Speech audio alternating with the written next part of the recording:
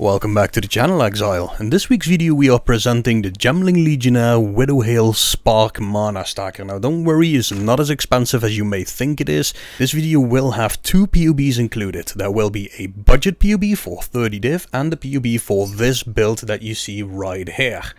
First I'm going to show you guys a showcase just how incredibly powerful this build is, and right after that we'll get into the nitty gritty of what makes a build tick. As always guys, feel free to skip to whatever portion of the video you deem most interesting using the timeline below.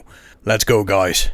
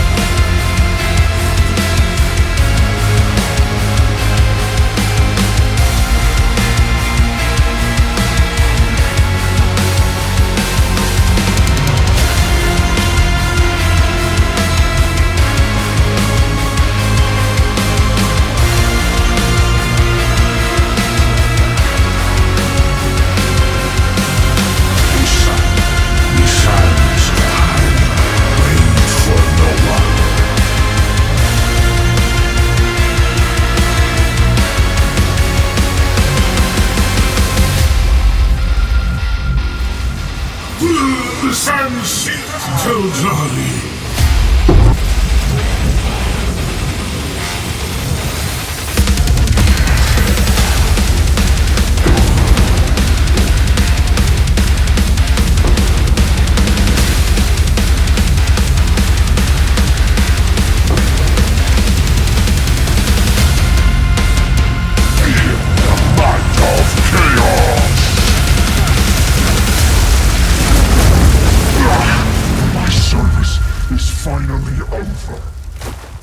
I hope you guys enjoyed watching this showcase as much as I did blasting these bosses while just standing in place. There is something really satisfying about just holding down a mouse button and seeing things completely disappear. We're gonna dive right into the PoB in the written portion of this guide to look at the items, why we've made the choices that we've made, and how you can save quite a few divines on this build if you want to. Let's take a look at that PoB. So, just like we did on the last Shockwave Totem build, we've made a pretty detailed written guide inside the notes of the PoB, which you can find right here. And you gotta think that all these things that you see, whether it's this item or that item, everything that is up as a first line is the most important.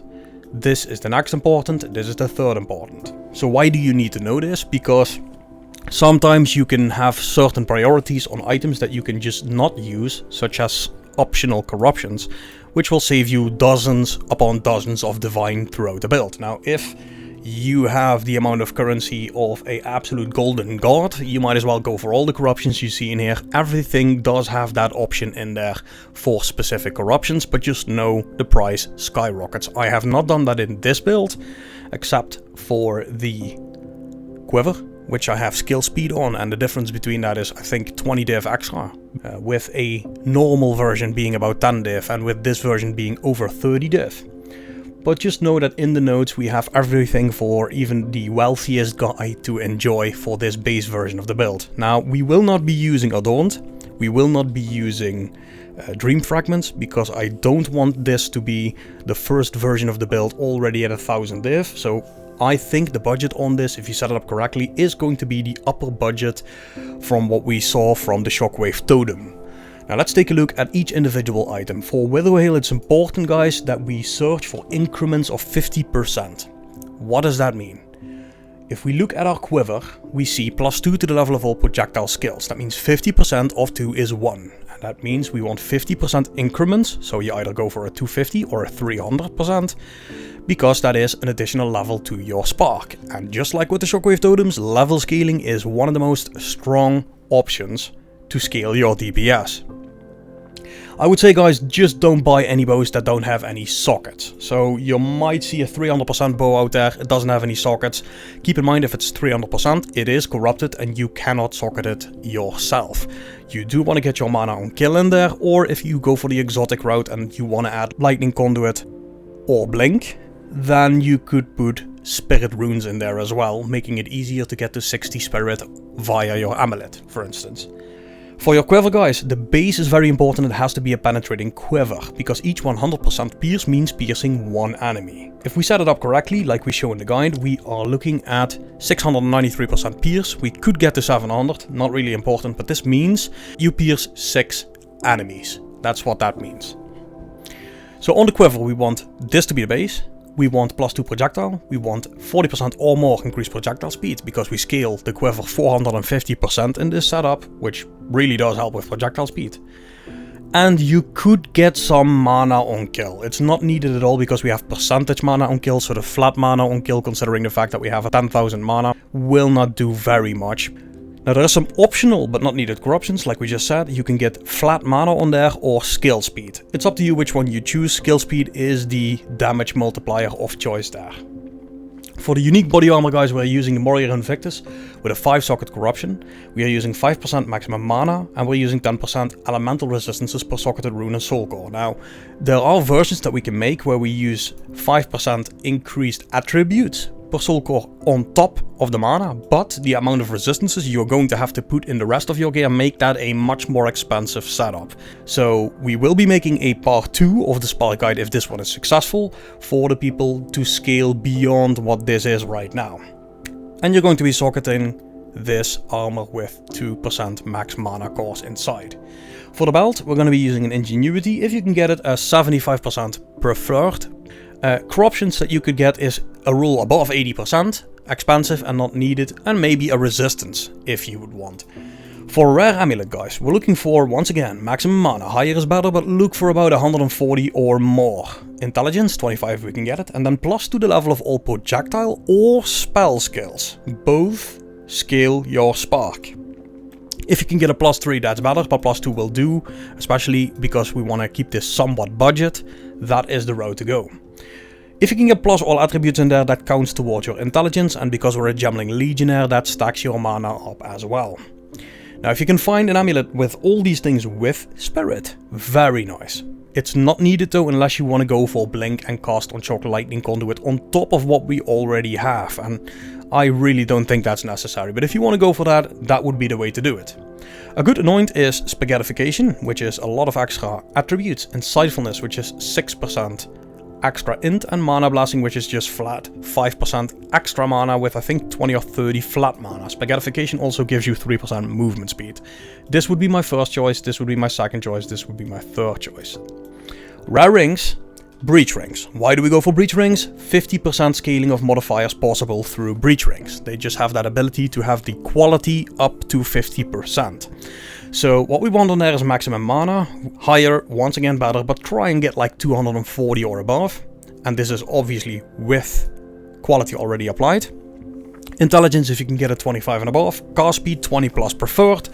And there's an optional option there to go for extra resistances, or for mana regen, or all attributes if you can find it. Just juggle around with these optional things a little bit to get your resistances in check, because copying items one-to-one is rarely the best budget-friendly option. But if you look at all the options that I'm providing in this written portion, you might come out a lot cheaper than one-to-one copying. For a helmet, guys, first off, make sure there's a socket in there, especially if it's corrupted. If not, you're gonna lose out on either resistances or some extra energy shield. Make sure it's a high energy shield base through Eldritch battery scaling. That gives us quite a bit extra mana. Then make sure we have a lot to maximum mana. Higher is better, but try to have the ES and mana combined to be about 500 range total. Get your int on there, 20 plus, higher is better. 2 resistances if possible above, 25%. Optional corruptions, you could get spirit on there. Probably really expensive if you have a a helmet like this. Or you could get a second socket on there for added ES with an iron rune. You could also put some resistance runes in there if you need to cap. For rare boots guys, once again, socket, especially if it's corrupted, make sure you look for that.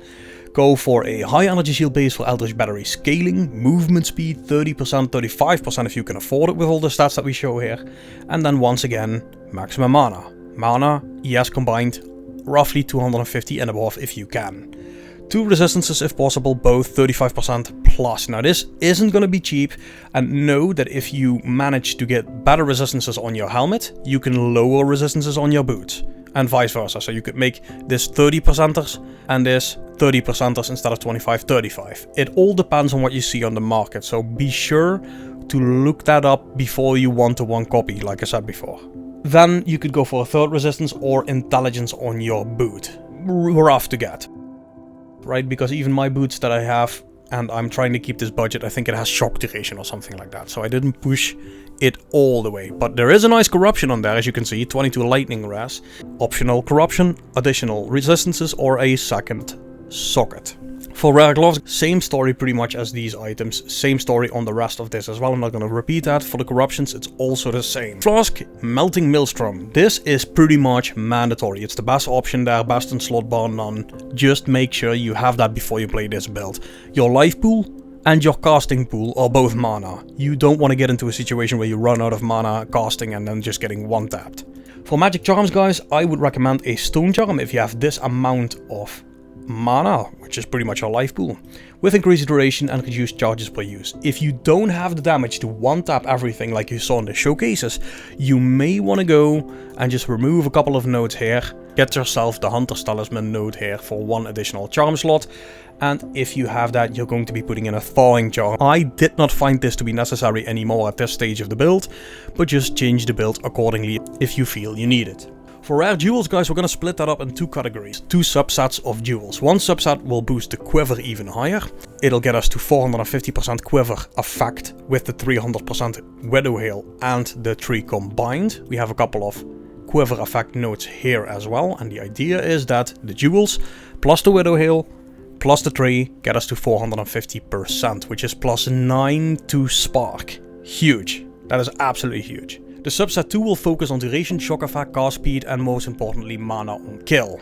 If you don't want to use inspiration, this is going to be mandatory. Now what does that mean? I'll show you. If we go back to the game and you see me fire, look at how fast our mana drains. Yes, we have the Flask, and yes, we can use that, but you don't want to be using a Flask every 5 enemies that you kill. To that end, mana on kill, on the bow, and on quite a few of these jewels is going to help you sustain your mana even without inspiration. We are using obviously Advanced Thaumaturgy, which is a built-in, somewhat built-in inspiration, but you still need the mana on kill to make this feel good. So the first subset is going to be a subset of 5 jewels guys, and I've done the calculations. What it means is we want 14% increase bonuses gained from equipped Quiver, which is the most important stat, because 5 times 14 is 70, plus 80 from skill 3, plus 300 from the bow for 450%, which is that breakpoint that we want.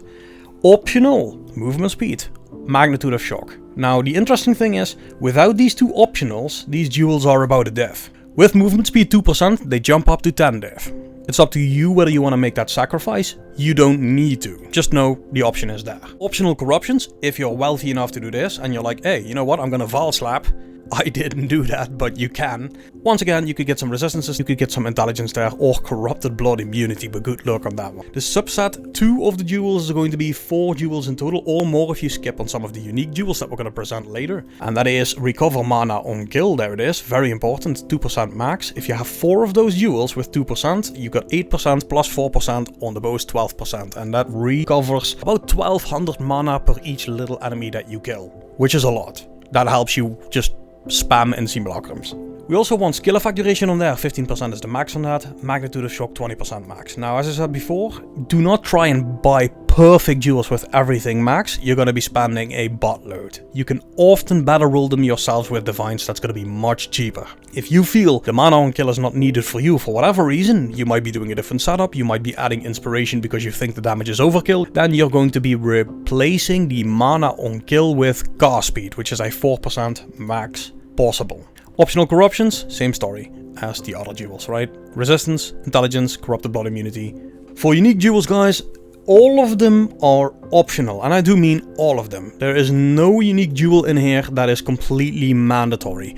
I'm gonna go over them, and it's up to you whether you want to make the sacrifice. Just know that we have so much damage in the setup, we can basically afford to lose all of them and still just annihilate everything. For me personally, I'm always looking for a great balance between optimization as to which jewels I'll be using and not, and that's why I've made this choice. Let's go over what they are and what they do. First and foremost, the Prism of Belief. +1 to Spark, 35 div range, not too bad. But if you go +2, it's 140. If you go +3, don't even ask, you're at about 400 div. Do you need this? Well, let me show you what happens if we remove the Prism. This is a +2 Prism, it's the one I'm using. Let me put another normal jewel in there. Look, we're still at that amount of damage. Still at 500,000 DPS. So yes, we lose maybe 30% more. You have flat more than what you would have. I still believe that without that jewel, you're gonna still be absolutely fine, right? So it's 30%, 25% more, around 30% more DPS. But do you need it? No. Because the showcase has just showed how much damage we have. If you don't use that, it's gonna be still just fine. Now, if you aren't using any of those unique jewels you see down here, you're going to be replacing it with a subsection 2 jewel. So you're not going to be doing more Quiver stacking, you're going to be doing more skill effect duration, magnitude of shock, and probably cast speed from that point onwards. So the next one we're going to be looking at is Controlled Metamorphoses. I highly recommend you do go for this one, because it's the cheapest option for quite a bit of power. For 6 to 7 divs, you have a scuffed one that doesn't have that perfect lesser resistances. It's -11, -16. We don't care about chaos being chaos inoculation. And what we can do is we can grab Lightning Quick, Pure Power, and Eldritch Will with just 3 nodes. That's a huge amount of power, guys. I would really say just don't skip on this one. It's not mandatory, but I would. If you don't want to grab this one, you're still going to be needing Pure Power, because we're stacking as much intelligence as we are. And that means you're going to be sacrificing either a jewel slot here to get it, or this cast wheel slot here to get it. I would recommend you don't. Just grab the jewel, is the recommendation on that one. For the other jewel, guys, it's from nothing, and I think this one is a little on the expensive end. It's, I think, 30 div. Once again, you can grab it, but it only saves 3 nodes. This one saves a hell of a lot more, and this is only 3 nodes saved for 30 div. So if you want to spend 10 div per node saved, you can do that. If not, well, I mean, these 3 nodes, once again, could be these 3 nodes. And then you take this and this, and instead of the from nothing, you would put in another subset 2 jewel. Now here it comes, Against the Darkness. We're using a +1 to maximum mana on small nodes and +4 to intelligence on notables. Once again, self-rolling with divines is probably going to be a lot cheaper than outright buying a perfect roll. If you want to go for Lightning Conduit or Blink, and you don't want to mess with your helmet, and you don't want to mess with your amulet, and you don't want to mess with your mana on kill and your weapon, this is how you could get it.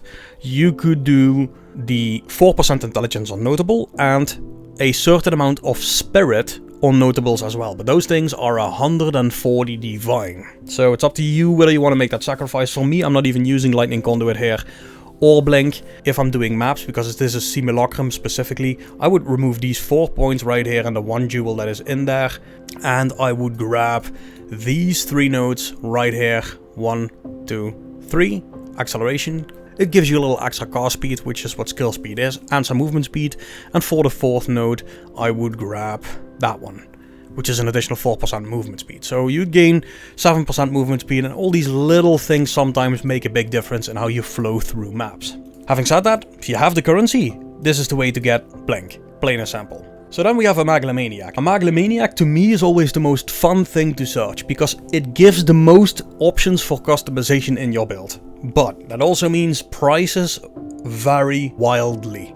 I would say this would be the place where you scale duration, because especially in Simulacrum, duration is going to be very nice, but also in some of these boss fights, pre-buffing the arena with 5 or 6 seconds of damage at this amount of damage is millions of DPS as soon as the boss shows his face. Preservation, 25% duration, Tides of Change, 25% duration. If you find these combined, very nice, but you can also say count one of these 2, and then one of these other 2. You could go for more mana or stats, but that turns really expensive really quickly. Options would be Mana Blasting, giving this, Spaghettification, giving this, and Insightfulness, giving this. Now, if you feel like we're missing something in terms of gear in this written guide, let me know. We're going to quickly go over the skills. We're using a Spark level 2120. Once again, you could go for a level 20 there if you want to budget it, but just see how much damage that is if you just take an additional level. That's also why the Against the Darknesses are as expensive as they are. We're using Persistence, Considered Casting, Control Destruction, Arcane Tempo, and Acceleration. Now I can hear you think, are you not using Mobility? No. Because as you could have seen in the showcase, we rarely cast twice in a row. So what does that mean? If I'm doing this, yes, I am moving at half a mile an hour. But if I'm moving to the maps and I have this amount of damage, all I have to do is this. And each time I click, I pretty much clear 2 screens. Just clicking like this. That means mobility has absolutely no use for us. Now, somebody told me, I'm not sure who it was, but what about breaches? Not a problem. Because in the first 50% of the breach, you're gonna clear the breach like this. The first 50% just gets destroyed like this. Now, you see the mana drain, it will get instantly filled back up, as you could have seen in the showcase footage, just on the kills that we have in the mana on kill. And only then do we walk. And when we walk, it's the same thing. Move around the breach, just clicking once each time. You're gonna clear that entire breach without any issues. So no, I'm not using mobility. If you feel you need it because your damage could be a little lower and you're not one-clicking clearing the entire screen, add mobility instead of, I would say, the Considered Casting. Because mobility and Considered Casting are kind of antagonists. So the less cast speed from Considered Casting could make click and walk a little slower. Why are we using Control Destruction in the setup? Because this is not a crit setup and we really don't want to crit at all. Because we're using lightning rods. So lightning skills with non-lucky skills is lucky, means it rolls twice and takes the higher roll of the two. So we don't ever want to crit at all in this specific setup. Arcane Tempo for cast speed, acceleration for projectile speed. ArchMage is self-explanatory, guys. Go for a 2020 with a lightning mastery there to get it to 21, because 21 is the break point where you gain 10% of damage as extra lightning damage for each 100 mana you have. And because we have quite a bit of mana, that is quite a bit of damage. How much damage? That much damage. So yeah, ArchMage, very important. For Orb of Storms, guys, we are using Lightning Exposure, Strip Away, Magnified Effect, Expanse, and Conduction. I was using this quite a bit when I didn't have the power on this setup that I have right now, as an extra little bit of power, but just know you have it available if you want. Flame Wall, the exact same story. Keep in mind, Flame Wall damage does add more than 10% flat DPS. So Flame Wall is not to be underestimated, it's a nice little damage bump that you can add together with the Orb of Storms. Let's quickly go into the configuration. I've gone for projectiles have traveled to the Flame Wall, the effect of shock 84%. What does that mean? Now, this is not PoE 1. PoE 1 calculates shock slightly different. So the magnitude of shock that we have here is added on top of each other from all the duels, which adds up to the 84% that you see here. If you remove a duel, you gotta lower this as well. Another thing that the game doesn't seem to want to calculate is that we are using the Orb of Storms with Lightning Exposure. Lightning Exposure plus Stripped Away gives us 26% exposure on the enemy, yet we don't have the ability to click that here. So I removed 26 of the resistances. If you think the damage of the Orb of Storms is not important, and it may very well not be, just change this back to 50 and you will get that 500,000 DPS that you have while you're just zooming through the maps. This is the boss DPS.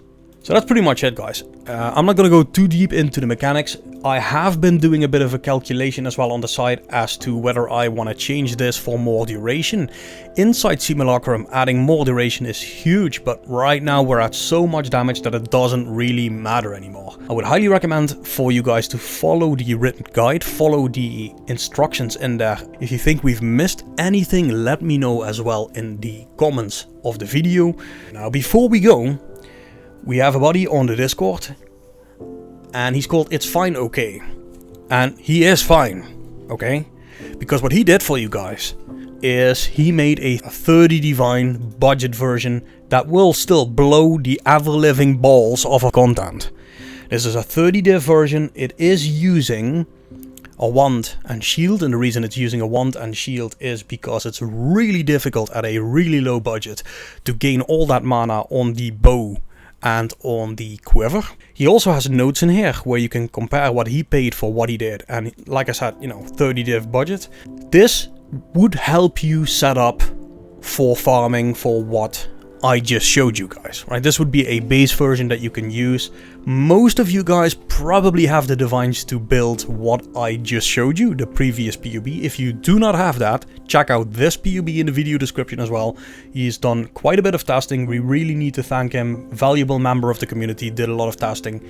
And what he's done here for the skills is he's added that cast on shock.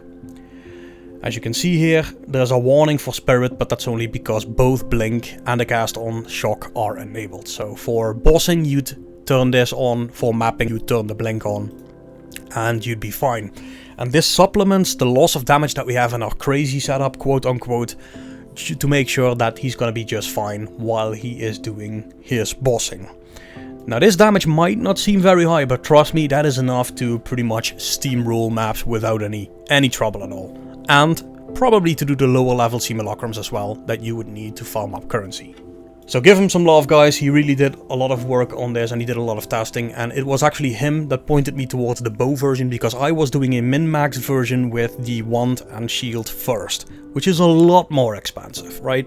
You want to go to that 20k mana or something like that, that's how you do it. So this is the budget PoB, it'll be in the video description as well.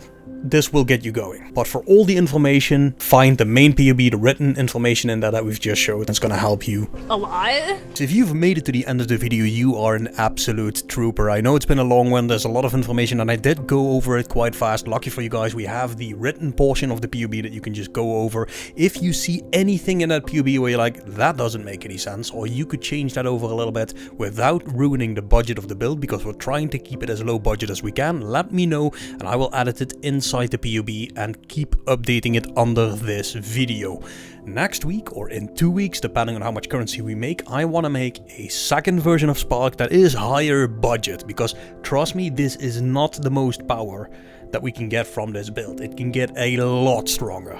For now, guys, thank you very much for watching, and if you like this kind of content, leave a thumbs up, subscribe, leave a comment, it really helps the channel grow, and I'm going to catch you guys on the next one. Thanks for watching, guys.